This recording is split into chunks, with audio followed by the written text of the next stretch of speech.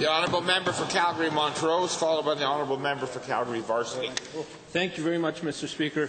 Many of the world's leading educational thinkers believe that education systems around North America are systematically draining creativity out of our children by focusing on standardized curriculum, standardized instruction, and standardized testing.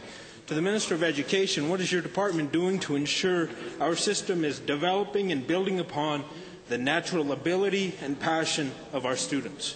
The Honourable Minister. Thank you, Mr. Speaker. Mr. Speaker, very interesting question. Of course, many people have seen the TED broadcast by Sir Ken Humphreys talking about systems of education driving creativity out of the process or out of the students. I'd like to think that in Alberta, as one of the leading-edge education systems in the world and recognized as such around the world, that we are not doing that.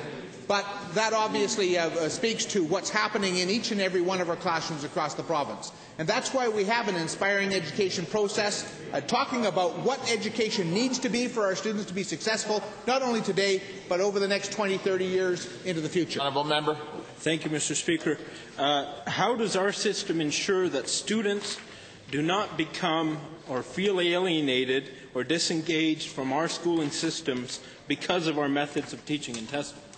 The Honourable Minister. Well, thank you, Mr. Speaker. And again, the inspiring education process is about how we make sure that our education system is relevant to our students, not only in terms of the competencies, the attributes, the skills and the knowledge that they need to have to be effective going forward, but how they build and create creativity and innovation into the education process. It's about making sure that our teachers are well prepared for their teaching profession and that they have the opportunity to stay current through professional development and stay passionate about what they're doing. I believe the inspiring education process will provide a great platform going forward for us to do exactly that in our education system. The Honourable Member.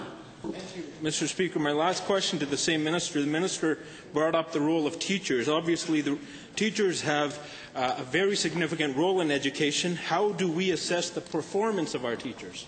The Honourable Minister. Well, first and foremost, Mr. Speaker, we have to respect teachers as professionals. Teachers have an obligation as professionals to keep themselves current and to understand what the challenges are with respect to the students that come before them in their classrooms and in their schools. That's first and foremost. We have to understand and respect the role of principals as curricular leaders and their role to ensure that their teachers are engaging students and are engaged in modern and progressive pedagogy and educational practices. Beyond that, it's a management issue with respect to teaching quality standards. We're reviewing our Teaching Quality Standards Act, and we expect that all teachers will fall within the teaching quality standards that